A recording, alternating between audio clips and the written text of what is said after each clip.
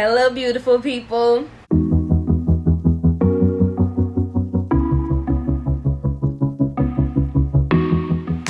Hey guys, and welcome back to another YouTube video with me, that Christian Girl Tae, or aka Mateo. So, for those of you who are not familiar with my face, my name is Mateo. I am an 18-year-old Bahamian YouTuber who makes Christian faith-based content. And if you are not up to date with the last two videos, then welcome to Tae Talks the Christian Tea, my newest series where I talk about Christian topics that are not talked about enough in the Christian community. Episode 1 being Finding Your Purpose, featuring Miss Antonia G. Lightborn, GM Lightborn, and episode 2 being Self-Love, Self-Worth, Self-Esteem, Self-Confidence, Self. And if you guys missed those, I suggest you check them out, because as a young Christian, I know that I found those helpful when I was learning them, and so I think you guys should check them out. So I know a lot of you guys are wondering, like, where I've been, or maybe you ain't, and that's okay too. That's fine. But I've been off the grid for about a month and about a week, or maybe 2 weeks now. I had to take a break from YouTube because I had a lot going on. For those who don't know, I'm a literacy teacher underneath the LEAP Foundation at AF Adderley, and a lot of my students just wrapped up BJCs and final exams, and so the last month and a half has been a bit hectic in regards to that, and my eye allergies are also playing like boo-boo the fool. Oh my gosh. Anyway, I need to pick up my eye drops, my prescription eye drops. But anyway, so it's been a bit harder than it usually is to create content, but I said, you know what? I made this channel for God's glory, and I'm going to put out content because this is a real channel where we talk real stuff, and y'all be talking back to me. Y'all be DMing me. Y'all be in the comments. Y'all be asking me, like, when is the next video coming out? So you know what? Bam! Next video. Hi, hello. So anyway, so as you've read by the title, today we're going to be talking about leaving your old self behind. Now, this is going to be one of those topics where we get into the nitty-gritty, the things that we don't really want to talk about, the childhood traumas, the abuse. We're going to talk about the sins that we've been struggling with since we could talk, things that since we haven't been able to shake, things we've been trying to shake, people, relationships we've been trying to shake, and it just won't shake. And we're going to be talking about all that in this video. So I know but y'all, but like, go get one salty, go get one pepperoni, go get one little with them little juice, the chubbies, go get one chubby and come sit down and relax and let's talk. Tae Talks the Christian Tea. Let's talk. All right, so when it comes to leaving your old self, disclaimer, healthy disclaimer, everything that I talk about on my channel is just what I've learned from my personal encounters. I am not perfect. I do not have all the answers. I pray before each video, and I just allow Holy Spirit to direct whatever he wants me to say. And so I pray that whatever it is that I have to say, it touches you personally and you can relate to it personally. So let's get straight into the video.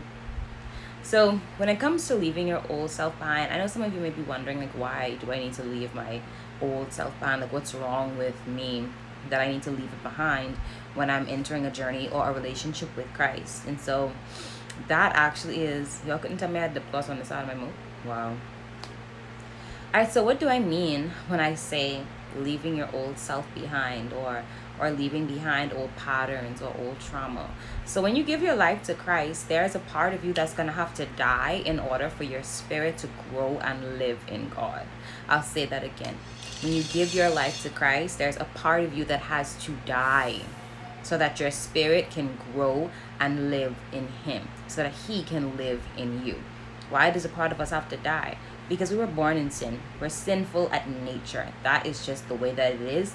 When Adam and Eve ate the fruit, we suddenly became sinful beings. You can do more research on that on your own, but we're just sinful in nature, and that's something that we really can't control, but it is something that we can make an effort to not be. And so part of us has to die, and it varies for everybody. So the part of me that had to die was a part of me that dealt with sexual immorality. And for those who don't know what sexual immorality is, that is just anything sexual regarding feelings, thoughts, actions that's outside of what God created sex to be and in the container that God created sex to be in, which is marriage.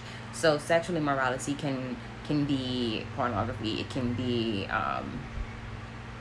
homosexuality, it can be a whole range of things, to be honest with you, according to biblical book. And so I struggled with some things that fell underneath this category of sexual immorality, and it was something that I was comfortable in. It was something that I didn't want to leave behind. It was something that, I guess, in a sense, made me happy, and I had to leave it behind. And it was hard because it was something that I had been in for such a long time. I was used to it. It was a big part of me, you know? And so that's just what I struggled with personally. But I know some people who are struggling with a lying tongue. You know, some people who struggle with hanging on to trauma, whether that be trigger warning, sexual assault, or childhood trauma, verbal abuse, you know, mental abuse, toxic relationships, domestic abuse, you know, things like that. And so it doesn't matter what it is. And I want you to ask yourself before I continue on, what am I struggling with that I need to leave behind? Whether it's that relationship, that friendship, that sin, whether it's that habit, whether it is that anger that you built up inside because someone hurt you, someone that was never supposed to hurt you did what they said that they wouldn't do. I want you to think about it before we continue. Think about it. What are you hanging on to that you don't need to carry with you on this journey? And once you ask yourself that question, keep that in mind for the rest of this entire video. All right, so I'm going to give you guys a little testimony. When I was in high school, so I moved to Nassau when I was 13, and I was going into the 10th grade. So I turned 14 that summer. I went into 10th grade at a home school. It was a private school. It was my first time ever being in private school. So from preschool straight up until grade 9, government school in Freeport. And I wasn't used to private school, but anyway, that's not an important factor in this story. And it was around that age that I started getting curious in terms of my feelings, in terms of liking people. I started to have crushes, and I'm not going to go in depth, but it developed into something that it should not have developed into when I was about 13, 14. And I carried that with me all the way until I was a senior in high school. And at that point, this particular sin that I was hanging on to, it was crushing me inside, number one. Number two, it was pulling me away from God. I was in a relationship with someone I should not have been in a relationship with, and I found happiness and solace and comfort in this person. And if I could be so real with y'all, before you can look for happiness in someone else or a relationship, you need to be, number one, happy with God and content with God. Number two, happy with yourself. Because from you have insecurities and you go into a relationship looking for someone to make you feel better and someone to fix you, it's never going to age well. It's never going to age well. Now, I do agree with the fact that your partner is supposed to uplift you and is supposed to, you know, compliment you and make you feel more confident. But keyword, more confident. They're supposed to add to your confidence that's already there. You're already supposed to be confident in yourself. You're already supposed to love yourself enough, and your partner is just supposed to add to that. But they're not supposed to be the main source of that. Keep that in mind. So my problem in this relationship was that I made this person my everything. This person was my happiness, my comfort. Whenever something went wrong, I ran to this person before I ran to God. I ran to this person before I ran to my mother. Before I ran to anybody else, I ran to this person. And I want to make this really, really important. You cannot substitute a God-sized hole in your heart with a human being. You can't do it. You're going to fail that human being and yourself. But anyway, let's keep it moving. So I was in this relationship, and this relationship was pulling me from God. So a relationship that God wants you to be in is going to encourage you to move towards Him, not away from Him. Keep that in mind as well. And this relationship was not encouraging me to walk towards God, but if anything, it was pulling me in the opposite direction of God. And I started to feel it on my spirit. And I wasn't even heavy in my Christianity. I wasn't even deep in my Christianity. I call myself a Christian, but I didn't live like a Christian. I didn't go to church. I didn't go to youths. I prayed when it was convenient to me, every now and again. I had a mouth like a sailor. I used to curse up a storm. I'll be so transparent with y'all. Like, this is the real talk. This Tae talks to Christians. Hey, hello, this is real talk. And I wasn't in a good place. And even at that state, I could still feel how far I felt away from God. And I graduated in 2020 when COVID was at its height. And I can tell y'all that was hard. That was hard. But with us being in the middle of that pandemic, at the very beginning of it, everything shut down. We had to go to the grocery stores according to like last name and alphabetical order. Like that was around that time. All I had to do was sit and talk to this person all day and then talk to God. It was the first time in a long time I didn't have anything to distract me from my relationship with God. It was the first time I actually had to sit down and talk to him and be like, wow, I really don't talk to you a lot. Like, wow, I really don't pray to you unless I need something. What kind of relationship is that? Do you have a friend that you only go to when you need something? It's a poor friendship. Friendships don't work like that. You check on your friends, right? Any relationship that's healthy, you check on the person. You care for the person. You speak to the person regularly. That person is an important part of your life. The same thing applies to God. But I was only calling on him when I needed him. Because everything else that I needed, I went to that person for that. So only when things got rough, and I had no other choice but to talk to God, that's when I talked to God. But child, don't let me just would have been sad and something happened throughout my day to make me depressed. You think I gone to God? No. I gone to my person. My person. That's not how it should have been. But anyway, I say all of this to say, when everybody was on lockdown and it was nothing else to do but sit down, watch Netflix, I quickly realized how far from God I really had been.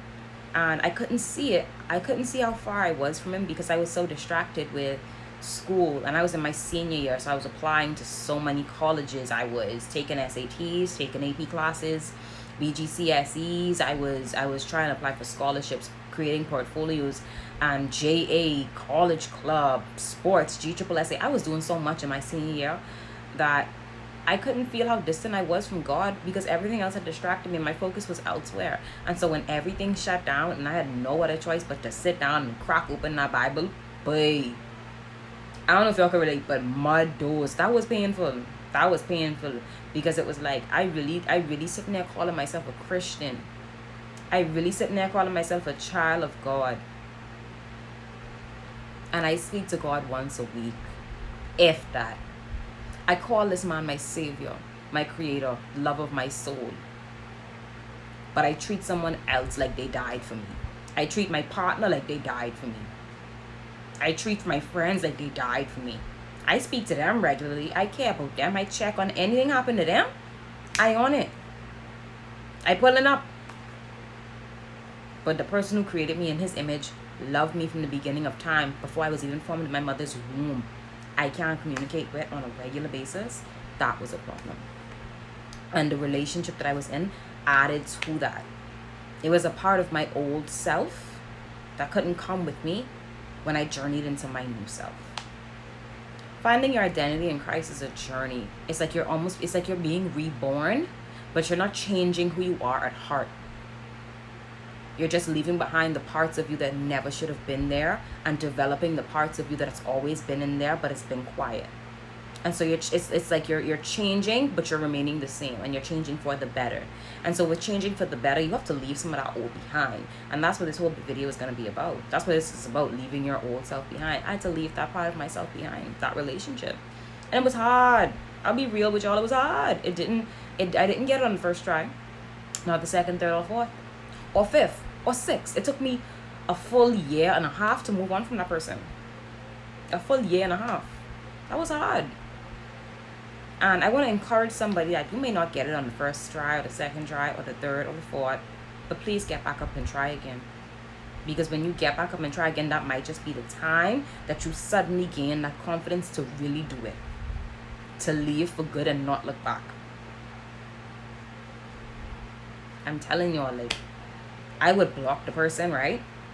I used to send long paragraphs saying how I'm so sorry, but I just have to do this for God, and I have to do this for me, and block the person. I wouldn't you believe 3-4 days gone by, it was like I was an addict.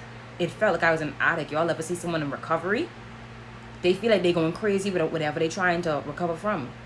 Whatever drug or alcohol, whatever they trying to recover from, they feel like they're going crazy without it. That's how I started to feel. You guys going crazy without this person. That, my guys, is called the soul tie. But we're going to get into that on another day. And soul ties do not have to be created sexually. Soul ties can be created emotionally. But we're going to talk about that in another video. I had a soul tie to this person.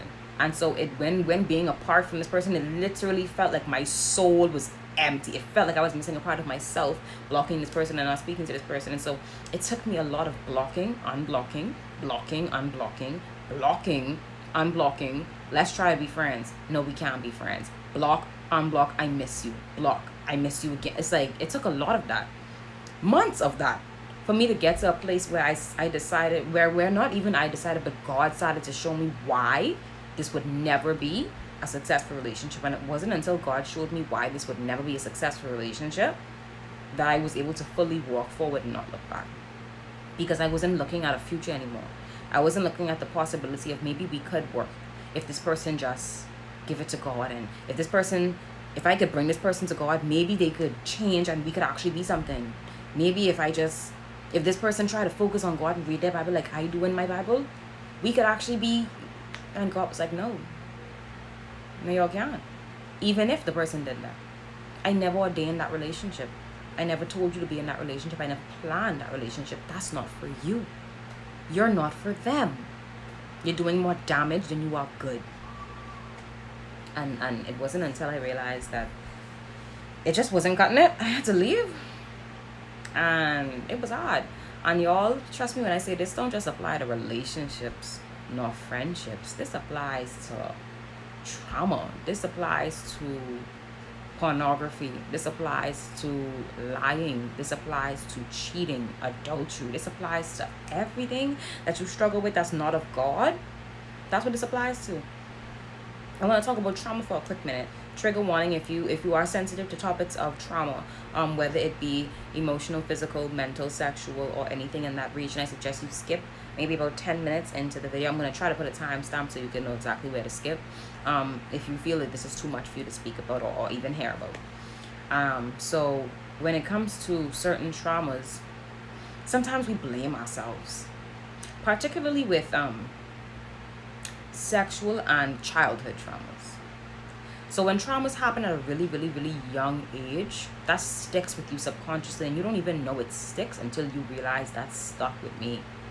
Until you realize that I'm a grown adult and I am still dealing with things that I dealt with as an 11-year-old girl or boy.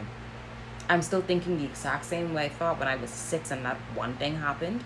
When I was 4 and that one thing happened. When I was 7 and that one thing happened and I was taken advantage of. I still see men that way. I still see women that way. I still see older people that way. I still see teachers that way. I still see my parents the same way I saw my parents when I was a little girl because they abused me back then, whether it be mentally or physically. And I'm here to tell you that it might seem impossible sometimes, but you gotta take that and you gotta leave that behind. Because when you carry that, you're doing more hurt and more damage to yourself than anybody else. You're wearing down yourself as the time goes on. I don't know if y'all can have my baby brother, but he going through it in that room. You're wearing yourself down. It's almost like, what happens to an anchor if it sits in the sea too long? A brand new anchor. Over time, what happens to it? It rusts. Think of your heart that way. The longer you hang on to things that mean you no good and that don't benefit to your growth as a person spiritually or just in the regular natural, your heart starts to rust on the inside. You start to become bitter. You start to become resentful of. Yeah, and so with that being said, it's like trauma has so much more impact on us than we realize. And it's a lot of us dealing with trauma that don't even know we dealing with trauma still. There's a lot of us that think we moved on from certain things and we never actually moved on. Sometimes we just repress things so far to the back of our mind. We call it moving on, and then we move on with life. But those things that are repressed, even though they're far back in the back of the brain, they're still affecting you today. They're still affecting the way that you communicate, the way that you trust people, the way that you see people. And so when it comes to healing, and I want to talk about healing really quickly because I think that that's super important. When it comes to healing, and unfortunately, not unfortunately, but like, with healing, you can't heal unless you revisit what it is that broke you. You can't heal unless you revisit what it is that caused you to need healing in the first place. And when I say revisit, I don't mean going back to the same thing that broke you and making it try to fix you. I mean revisiting it so that God can take you and use that moment and heal every single part of you that needs the healing. You can't just push something to the back of your mind and say, God, I want to heal from this, but you can't revisit it. Now, I understand as trauma and all of these different things and things that you want to get away from, things that you want to leave behind. You don't necessarily want to look back at it. You just want to leave it behind and carry on smartly into your new identity in Christ, or your more advanced or your more refined identity in Christ. I wish I could do the same sometimes too, to be honest. But there's a reason that we have to revisit it. And one of those reasons is because you have to forgive yourself. You gotta have leeway with yourself, and you gotta forgive yourself. God already forgave you. And that's if you need to forgive him, because sometimes we hold things against ourselves that it wasn't even our fault. The abuse was not your fault. The trauma was not your fault. The taken advantage of, that wasn't your fault. It'll be different if we're talking about sins that you consciously made the decision to do. Yes, you're at fault for that. Yes, you have some sort of part to play in the reaction or the chain reaction that caused. But when it comes to abuse and trauma, absolutely not your fault. You didn't force anybody to take advantage of you or anything like that, you know. And I want to give someone hope today that you can, because sometimes it can feel so impossible, and that's the enemy, y'all. The enemy can come right into your brain and make you feel like, I can't. It's too much. I can't. But can I just say that God would never, ever let something happen to you that you cannot overcome. And that's not to say God willingly had you taken advantage of, or willingly had you go through this to watch you go through it just to get out of it. That's not what I'm saying. What I'm saying is God is not a unfair God. God's given all of us the capabilities to get through everything that we're ever going to encounter. If there's something that we cannot handle, we would not go through it. And that's just real talk. But anyways, as I wrap up on this video, because I'm starting to lose my train of thought.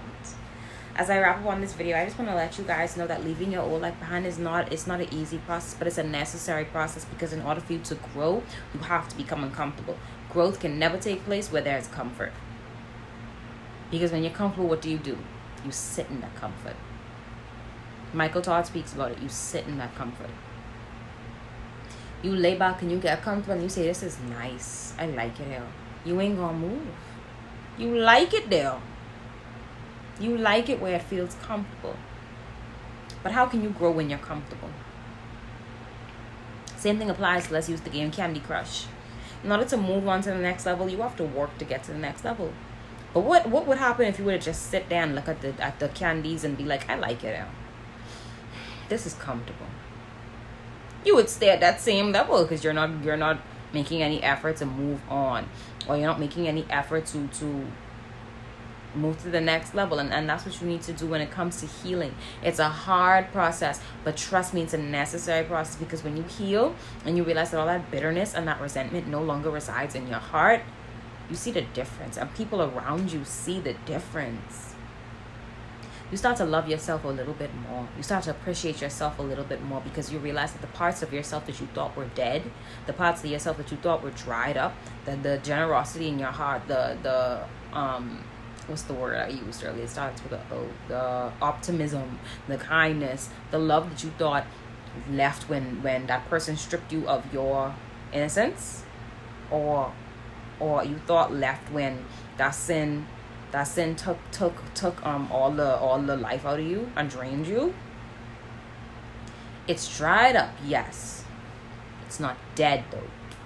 And when you allow God to walk into your life and you allow God to move in the way that he wants to move, but you have to allow him first, which takes healing. When you allow him to move in the way that he wants to move, and he knows that he needs to move for your betterment, you'll realize that what he's doing is watering what was dried up, bringing life to it again. Suddenly you're going to smile more. You're going to appreciate life more. You're going to realize that what you thought was stripped and gone is now blossoming again. It's now with you again. You now have access to it again. And that is a beautiful journey. And so when it comes to leaving your old life behind, guys, I just want to leave you guys with this. Do not be hesitant. It feels hard. It is hard. but the benefits that you reap is so much greater than the pain that you're going to feel when you go through it, or the pain that you'll feel if you stay where you are. The goal is improvement, advancement, the best version of yourself. And you cannot be the best version of yourself when you're hanging on to things that mean you no good, hanging on to things that are slowly rusting your heart, hanging on to things that are increasing your bitterness, hanging on to things that won't allow you to walk into the next chapter that God has for your life. I'm about to preach to y'all. Y'all ain't want that. Y'all ain't want that. Y'all ain't want that. But I'm serious. You can't want to be better, but sit in the place it hurts the most, or avoid the place it hurts the most. As hard as this may sound, and it's easier said than done, I know that, but as hard as this may sound, it's better to run into that face on with God by your side holding your hand than to let that sit there in the corner and eat at you. As the years go on, the months go on, it's going to eat at your heart, eat at your heart, eat at your heart, until you are eventually a bitter, rusty person. And I don't think any of us want that for ourselves. I know you guys have some parents who are bitter and old and rusty. Some teachers, some mentors, some people in your life who you've seen and you're just like, how did you get like that? Why you have to be like that? Why are you so bitter? Why do you have so much resentment? These are the kinds of things that lead to those kinds of people, those kinds of characters. And if you do not want to see yourself evolve into that over time, because you won't see it right away, years are going to pass until you realize, wow, this really ate at me more than I thought.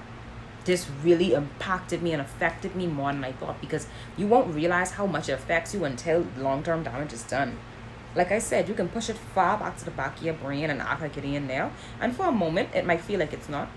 But subconsciously, that's affecting your decision making. That's affecting the way you interact with people, the way you trust people. That's affecting all of that. Deal with it while you have time. Deal with it while you, and even if you're a little bit older and you have been dealing with it for some years, you still have time. Heal. Allow God to work. Let him in so that he can do the work. I've healed from that relationship that I was in in senior high school. And thank God I did. Because if I didn't, it would have ate away at me. I would have never created a YouTube channel. I would have never gone deeper into my faith. I would have never read my Bible more. I would have never made an effort to speak to God more. I would have been in a relationship miserable. Far from God. Not on this internet making impact. Not on these social medias touching people. Allowing God to use me as a vessel to touch people. I'd be in a relationship miserable. And so I know it looks hard right now, but I need you to imagine the future that's going to look so much more bigger and so much more greater once you've already healed. And with that, I'm going to leave you guys on that note.